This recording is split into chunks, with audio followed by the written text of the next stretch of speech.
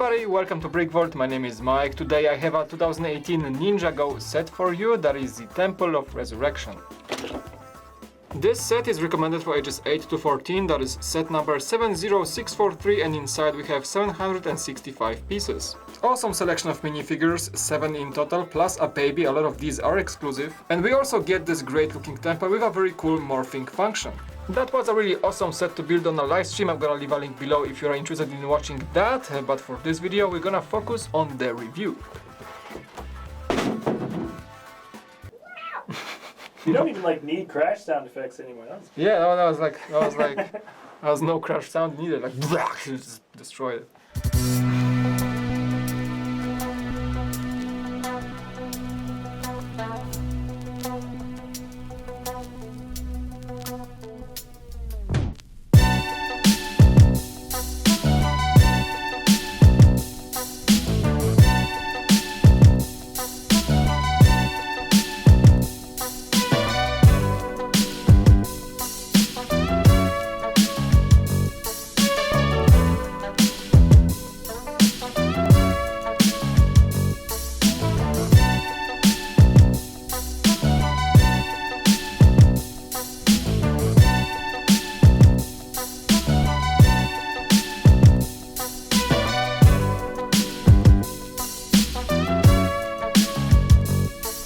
You have to admit that the Temple of Resurrection is a quite fun set to look at. It looks great as a building, a lot of colorful features hidden, a lot of places you can explore, and overall the set is very appealing to the eye. Also, it comes with a bunch of minifigures and many of them are actually exclusive, so that makes some extra value for the entire set. So yep, let's start with the minifigures. It is important to point out that among the 7 minifigures available in this set, at least 4 of them are exclusive. Mr. E minifigure appeared in one other set so far, and the 2 remaining ninjas are exclusive at this point, but probably they will appear in more sets in the future. So let's start off with the exclusives. This is Harumi, probably the most interesting minifigure in this set. She does come with some great matching printing on front torso and legs. You can see even some details on her feet, but definitely most striking thing is the continuous print for her robe. She comes with a special type of double cape, those are 2 cloth pieces. Unfortunately that is not the soft cloth, only the hard one, and you can see the resurrection symbol on her cape printed all over the place. This symbol appears throughout the set in many other places. She comes with only one single face expression, but very unique one, a very detailed printed face for the ritual, and the headwear mold, the hair with the part of the helmet, is actually the same mold as we got in Misako in other sets from Ninjago movie, just those dual molded colors are different this time.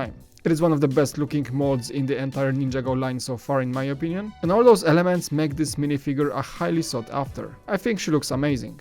Moving on to another really cool minifigure, this is Mr. E, or if you read it fast, Mystery, a great name for a very mysterious minifig, quite an Easter egg. I'm not very familiar with the lore or the story of the show, but some say it's the incarnation of Garmadon actually, just in his alter ego. And the hint about that is that, for example, in another set with him, he comes with a second torso on top of his first one. And that is quite Garmadon-y if you ask me. Anyway, overall this minifigure looks like a space police villain to me. You get the classic black helmet with the red visor. The print on his body is quite excellent, a lot of cool details in the front. Number 103, there is a G for Garmadon. In the back you can see the Garmadon's face as the patch or the emblem for the Sons of Garmadon gang, that's the part of the newest season. He comes with the 2 red katanas that appear for the first time in this color in those sets, and quite unique looking shoulder pads piece. This one is in black matte. The mysterious eyes are only just prints on a black head, and most definitely this minifigure lives up to his name. Next one up is Hutchins. I'm not very familiar with this character, and he is not as detailed as the previous guys. The print for his torso includes those festive robes again, and actually it's pretty detailed,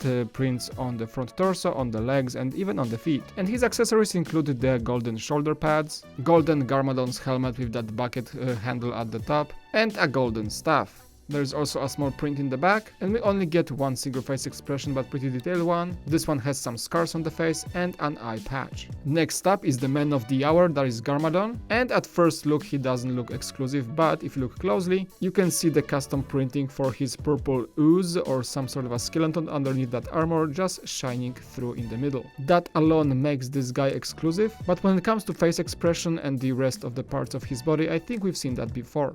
The last bad guy is Chopper Marine maroon. Accessories include a wrench and a red katana. He gets a really cool haircut piece in red. That is the same one that Mr. T had in the Dimensions set, this time in red though. The face includes a really amazing skull print with a lot of details. I love this one, I think, the most in this set. There is also the face bandana, quite an uncommon piece. And the torso entirely is simply excellent.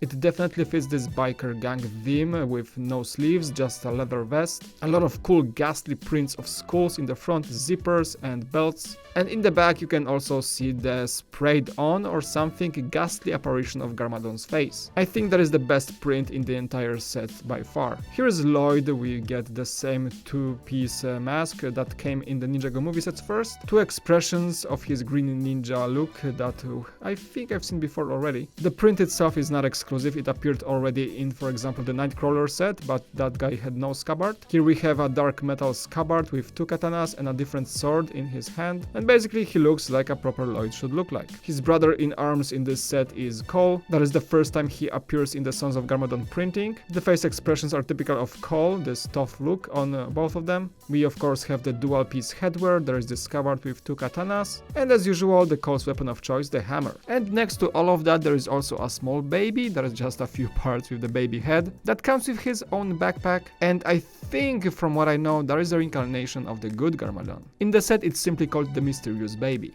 So if you sum this all up, I think the minifigure selection in this set is pretty strong. Now moving on to the set itself. First function, I'm just gonna hit it right there. This is the coolest function I have seen for a building. It's a transformation from a normal building like that to Garmadon's face. So yeah, the whole resurrection happens with this lever in the back. You just move it and it just moves the roof to create this crazy looking thing. You can see the eyes, there's the mouth with the snake tongues of some sorts, and the whole roof actually creates the Garmadon's helmet shape. At the very top there are flames showcasing the coming of Garmadon, and that's where you place the Garmadon fig. And honestly, I did not even notice that before I grabbed the box into my hands. This was a lot of fun to build, and this just executes very well. A lot of stickers can be visible here with the resurrection emblem all over the place, the one you have seen in the Harumi's cape. And you can definitely tell that this set creates a story. Right below the moving roof you have the chamber with 3 Oni masks. By the way, you can collect 3 and all of them are in this set, so you don't have to buy other sets if you just after those masks. Each one of them looks excellent, those prints are super high quality. I especially love the red one, which looks like something from Dungeon Keeper, one of my favorite games of all time. And as the central post for the mask doesn't move, the side ones can be rotated to unveil the other ones. The whole balcony has a lot of space. There's also the trapdoor function on either side, so I guess that's to trap the ninjas who try to get to the masks. On the other side of those rotating windows is a weapon holder, and this whole floor really feels like a nice roleplay fun area. And as we move below those golden railings, there is the bottom floor, and that is an entire cave system. Again, the entrance looks like a mouth. You can see those fangs with those white pieces, and it's cool that it looks like kind of a snake face. You can move those rocks on the sides to create even more crazy look. The left rock is holding a skeleton in bandana without a leg, and there is a bat inside, so this guy was not having a lot of luck. His missing leg is found on the other side with a gem in it and being guarded by a red spider.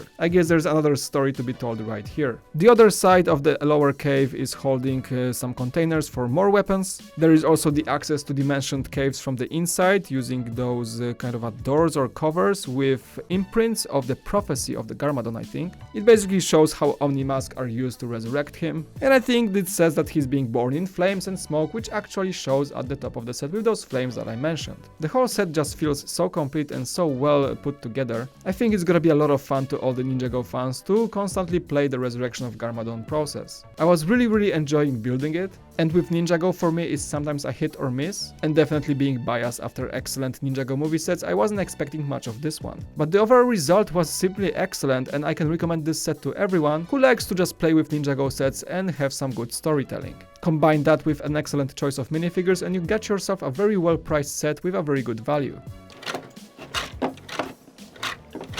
Alright guys, that is it for this review. Thank you so much for watching. This set is really awesome, I like this function, and the selection of minifigures is just great. Thanks so much for watching again. Leave a like and subscribe if you enjoyed this video, and I'll see you next time on BrickVault.